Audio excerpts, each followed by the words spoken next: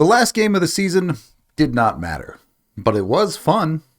Avs win over the Edmonton Oilers 5-1. Technically, there's a deranged scenario where winning this game means the Avs get home ice in the conference finals if they happen to play Edmonton there. So if you really want to stretch this, you can make it mean something, but we all know it didn't. Edmonton rested all of their guys. They were basically playing an AHL team, and the Avs took advantage of that. It's safe to say the Avs have struggled this year in games that have not mattered, which it's in the title, doesn't matter.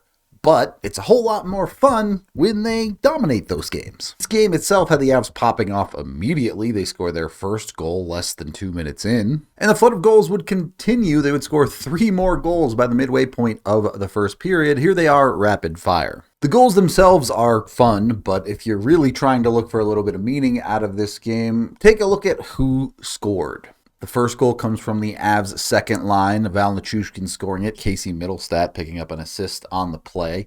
Getting that line going is something you'd really like to see heading into the playoffs. And again, I know they're playing against an AHL team that Edmonton iced out there, but confidence does make a difference. Nichushkin in particular picking up a 2-goal night. That's a guy the Avs need to be playing at his best come playoff time. And then you have the real story here. Nathan MacKinnon picks up 2 assists in this game for a 140-point season.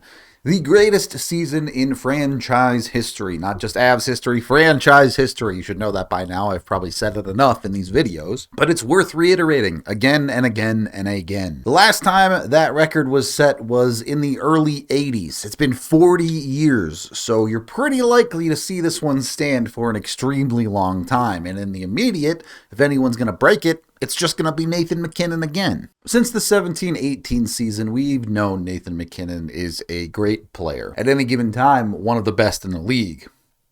But really, over these last 2 seasons, we've watched MacKinnon go from a great or elite or whatever you want to call it to an all-time great player. There's no doubt he's one of the best players to ever put on an Avs sweater, but when it's all said and done with his career, we may well be talking about one of the top 20 ever. It's a good time to be an Avs fan. That's all I'm saying. And in MacKinnon's case, a guy who historically has produced more in the playoffs than he does in the regular season, if the Avs want a recipe for going deep, that guy going absolutely ham might just be it. The Oilers would add a power play goal of their own late in the first that no one cares about, and then the Avs would get the 5-1 final in the second period with Zach Parise finishing a nice play from that third line.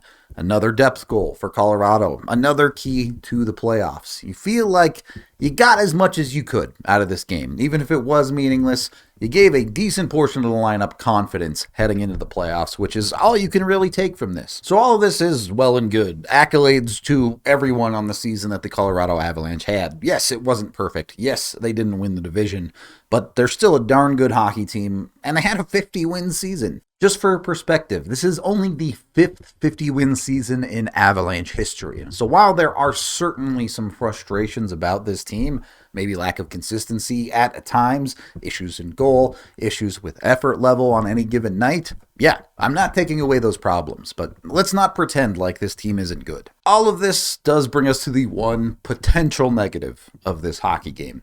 Jonathan Drouin left this game about halfway through and did not return to the game. Now, that might be entirely cautionary. Drouin may be totally fine and good to go for Game 1, but we don't know that for sure.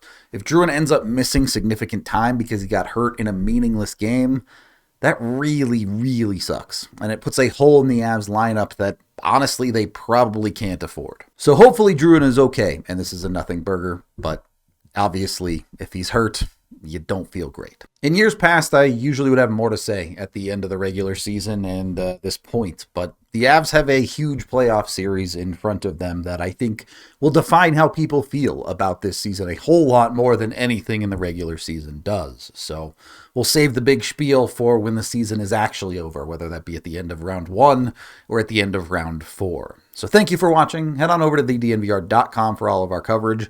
I am Rudo, and let the fun part of the year begin.